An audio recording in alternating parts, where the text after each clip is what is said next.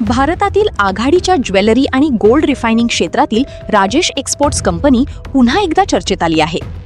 कंपनीच्या आर्थिक व्यवहारांबाबत आणि महसूल आकडेवारीबाबत काही प्रश्न उपस्थित झाल्यानंतर भारतीय भांडवली बाजार नियंत्रक संस्था सेबीकडून चौकशी सुरू असल्याची माहिती समोर आली आहे.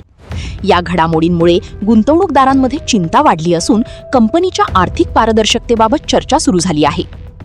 गेल्या काही दशकात झपाट्याने वाढ झालेल्या राजेश एक्सपोर्ट्सने आंतरराष्ट्रीय स्तरावरही आपली ओळख निर्माण केली होती.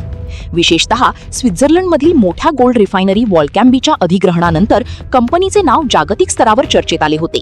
मात्र अलीकडील आर्थिक अहवाल आणि काही भागधारकांनी उपस्थित केलेल्या मुद्द्यांमुळे महसूल आकडेवारी, उपकंपन्यांचे व्यवहार आणि आर्थिक नोंदींबाबत संशय व्यक्त करण्यात आला आहे. काही व्यवहारांमध्ये उलाढाल फुगवून दाखवण्यात आल्याची शक्यताही तपासली जात असल्याची चर्चा आर्थिक क्षेत्रात सुरू आहे.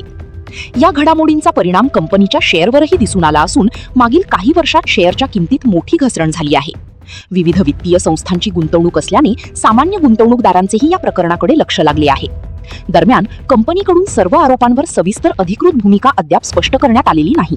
सेबीची चौकशी पूर्ण झाल्यानंतरच या प्रकरणाचे नेमके स्वरूप समोर येणार असून आर्थिक पारदर्शकता आणि कॉर्पोरेट गव्हर्नन्स बाबत पुन्हा एकदा गंभीर चर्चा सुरू झाली आहे.